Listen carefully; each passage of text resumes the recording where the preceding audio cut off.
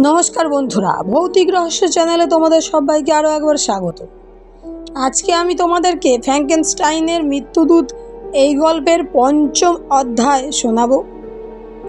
আর যারা যারা আগের পর্বগুলো শোনোনি তারা একবার শুনে নাও, তাহলে পঞ্চম পর্বটা তোমরা আরও ভালো করে বুঝতে পারবে। তাহলে আর বেশি দেরি করব না, গল্পটা একটু শুরু করি। আর চতুর্থ পর্ব একটু শোনাই।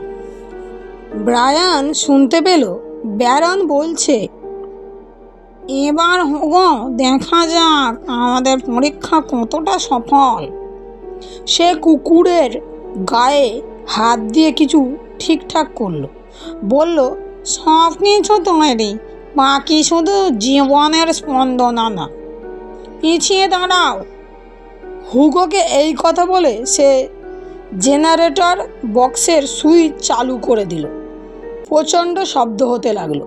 আমরা চতুর্থ পর্বে এতটাই শুনেছিলাম, তারপর থেকে আমরা পঞ্চম অধ্যায় শুনব। তাহলে চলো শুরু করি।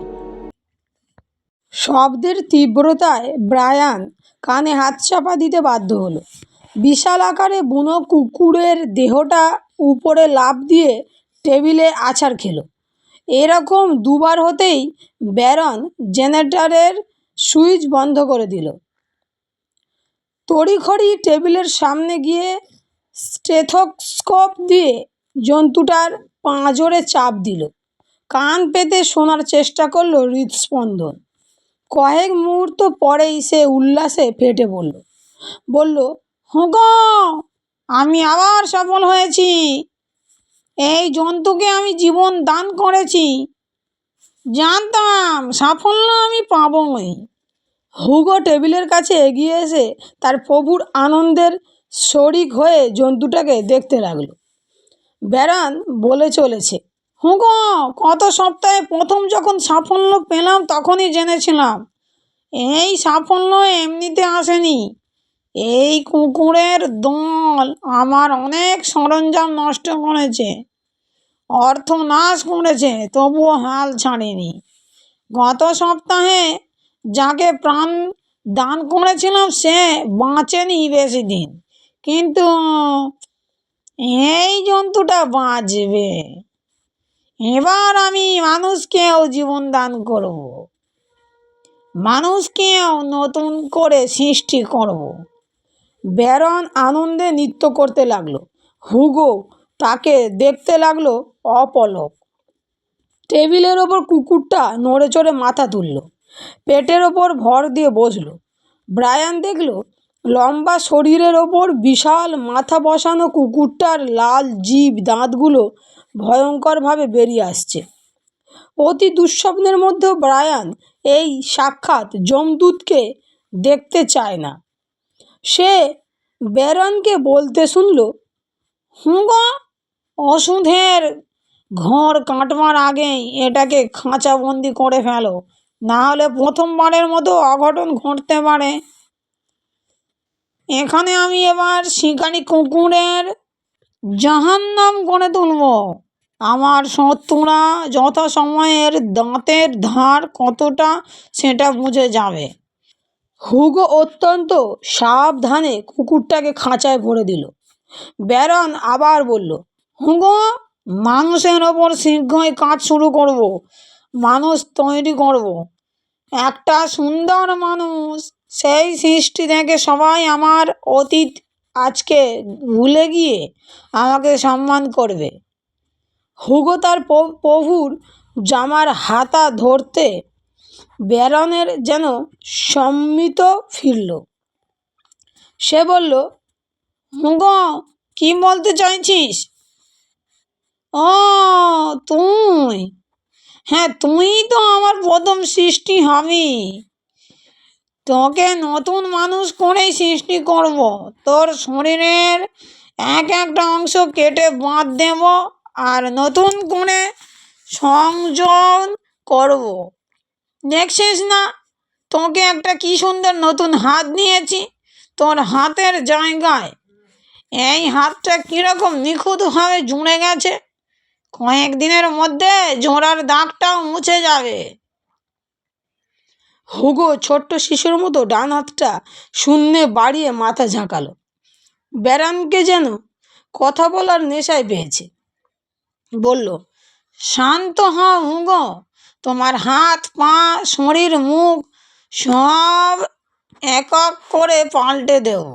তোমার এই কুৎসিত কদর্য রূপও উধাও হয়ে যাবে। এতক্ষণে যেন ব্রায়ান বিপদের গন্ধ পেল, বুঝলো সাংঘাতিক বিপদ আসছে। ব্যারন ও হুগো সিঁড়ির দিকে এগিয়ে গেল। সে দ্রুত সিঁড়ি বেয়ে ওপরে দরজার দিকে যেতে গেল। ওপরে সিঁড়ির শেষ ধাপে পা ফেলতে গিয়ে ফসকালো এবং গড়িয়ে নিচে পড়ে গেল। পরক্ষণেই টের পেল ইস্পাত কঠিন কোনো জিনিস তার হাত দুটো ধরে তাকে সোজা দাঁড় করাচ্ছে। দেখলো হুগো তার দিকে তাকিয়ে। ব্যারনের সাদা ভেটকি মাছের মতো মুখে কুটিল ব্যঙ্গপূর্ণ হাসি।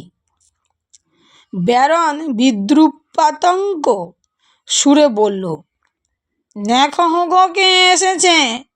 আমাদের এই ছোট্ট ল্যাবরেটরিতে এক গুণী দর্শক উপস্থিত হয়েছে। ডক্টর আমি আপনাকে স্বাগত জানাচ্ছি। ব্রায়ান ভেতরে ভেতরে কেঁপে উঠল। হাত পা বাঁধা অবস্থায় ব্রায়ান একটা প্যাকিং বাক্সের ওপর বসেছিল। একটা টুলে বসেছে ব্যারন, হতভাগ্য বন্দি তার সামনে।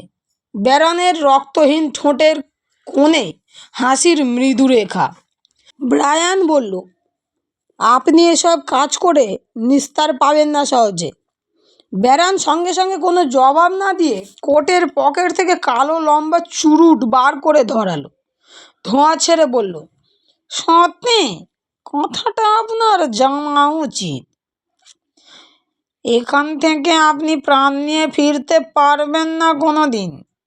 তাই আজ আপনাকে অনেক গোপন কথা বলবো। আপনি আমারই মতো চিকিৎসক ও বিজ্ঞান জানা মানুষ।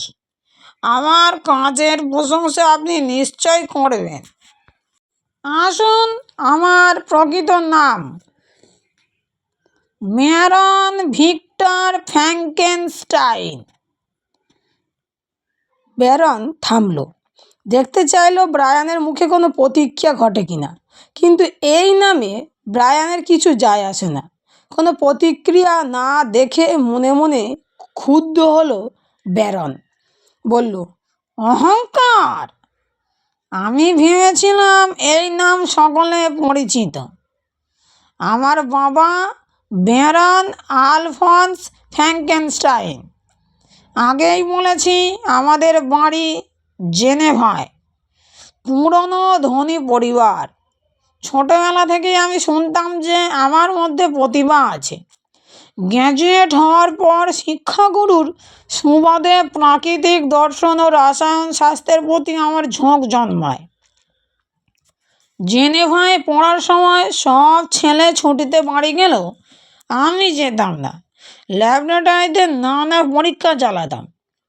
যেটা আমাকে আকর্ষণ করতো তা হলো মানুষের দেহ, মানুষের জীবনের অঙ্গ প্রত্যঙ্গ, মানুষের জীবনের গতি কেন থেমে যাবে, এই রহস্যের উত্তর জানার চেষ্টা করতাম।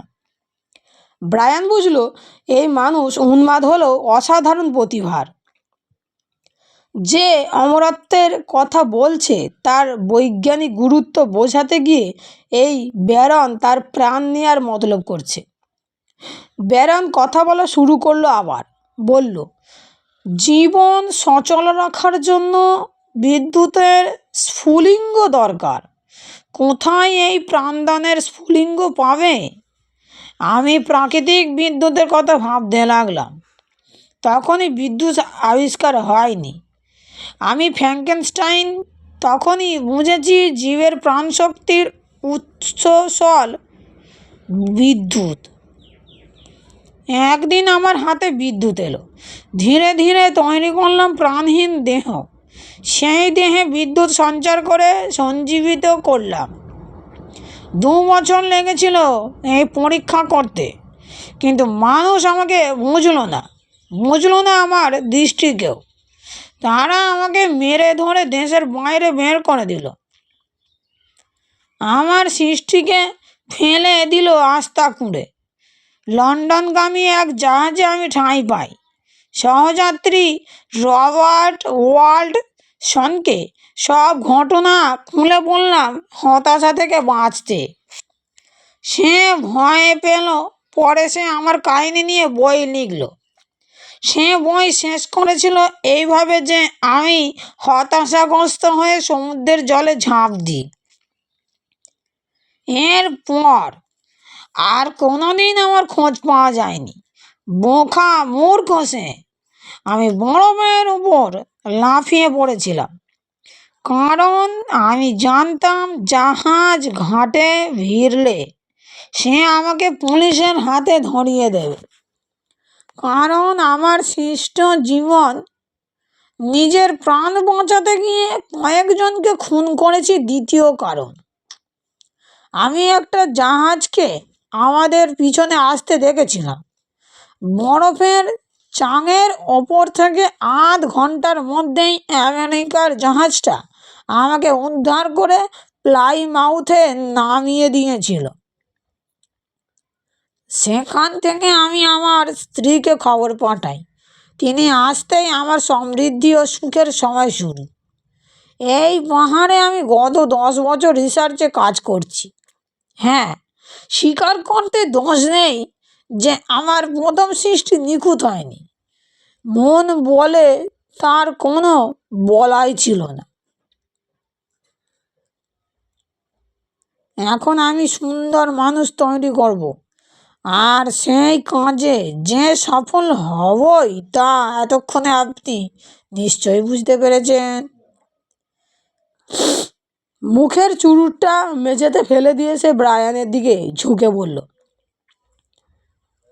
বুঝলেন বন্ধু, আপনি রাত না চিন্তা করুন। কাল থেকে আপনার ওপর কাজ শুরু হবে। আমি হুগোকে সুন্দর দেহ দেব বলে অঙ্গীকার করেছি। যদিও একটা নতুন জীবন সৃষ্টি নয়, শুধুমাত্র দেহ জোড়া লাগানো, এবং যা আমার পরীক্ষার কাজে সহায়তা করবে। বোকা ডাক্তার টেভাস্কিস আমার কাছে নাক গলাতে এসেছিল। যাই হোক, হুগো শীঘ্রই নতুন দেহ পাবে। ব্যারন জুতোর শব্দ তুলে ঘরের বাইরে চলে গেল। ব্রায়ানের পা থেকে মাথা পর্যন্ত একটা আতঙ্কের হিমস্রোত বয়ে গেল। কয়েক সেকেন্ডে কাটল ধাতস্থ হতে। মনের জোর ফিরে আসতে লাগলো ক্রমশ। উন্মুক্ত গুহা মুখ দিয়ে সমুদ্রের লোনা জলের বাতাস তার মুখে এসে লাগতেই এখান থেকে পালানোর কথা মনে হলো। ভাবলো যেমন করেই হোক পালাতেই হবে। পিছমোড়া অবস্থায় সে চারিদিক তাকিয়ে দেখতে থাকলো দড়ির বাঁধনটা কী দিয়ে কাটা যায়। ব্যারনের ফেলে যাওয়া চুরুটটা দেখতে পেল সে। মেঝেতে শরীরটা গড়িয়ে চুরুটের কাছে পৌঁছালো।